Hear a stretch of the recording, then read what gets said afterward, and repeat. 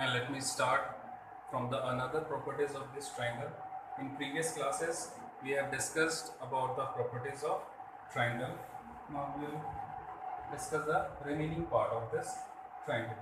So we are discussing about that median in the earlier classes. Now the fifth point is that median divide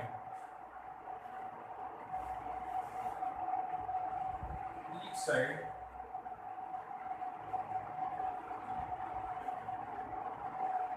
in the ratio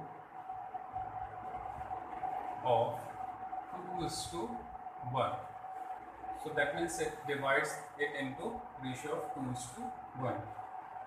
Then altitudes of line segment joining the vertex or a point on opposite sides makes an angle of 90 degree. Altitudes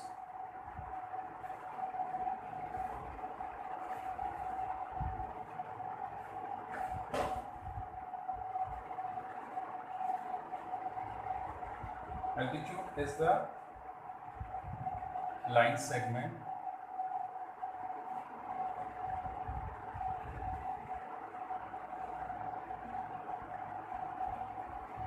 which joins the vertex, joining the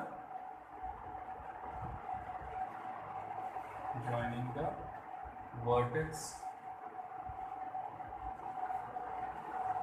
and the point on the opposite side, and the point on opposite side,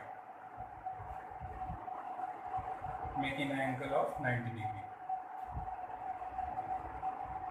Making an angle of 90 degree. Then in a triangle we can draw maximum 3 altitudes.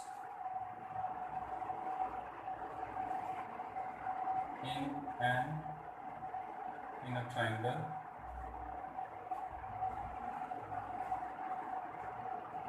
we can draw maximum of 3 altitudes.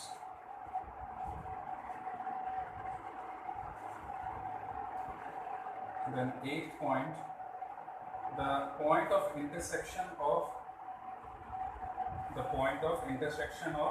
altitude is known as orthocenter.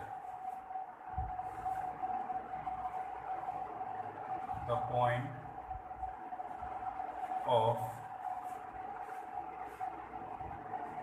intersection of an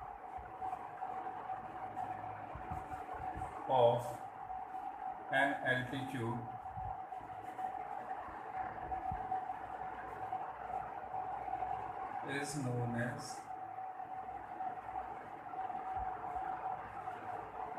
orthocenter. Okay. The ninth part, orthocenter is a point on intersection of altitude is known as orthocenter. So what is orthocenter? Orthocenter is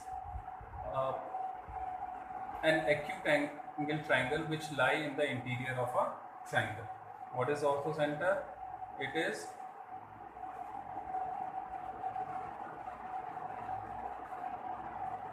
orthocenter is an acute angle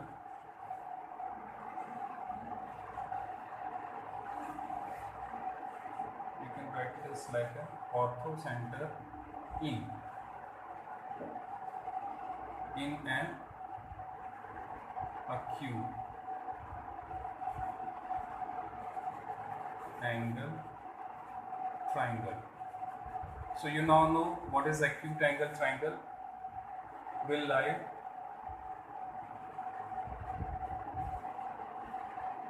in the interior of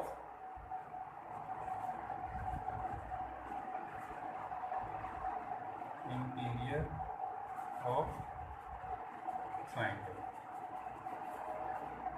Okay. So basically these were the some properties which we are going to discuss in this chapter, and today we will discuss what is median diagrammatically. You will know what is median, what is orthocenter, what is the ratio of this 2:1 in a triangle. So if we are drawing a triangle, suppose this is a triangle and we are supposed to draw median of a triangle. So how can we draw a median of a triangle? So median of a triangle means, suppose this name them, this is A, B and C. So before we start, you must be knowing how to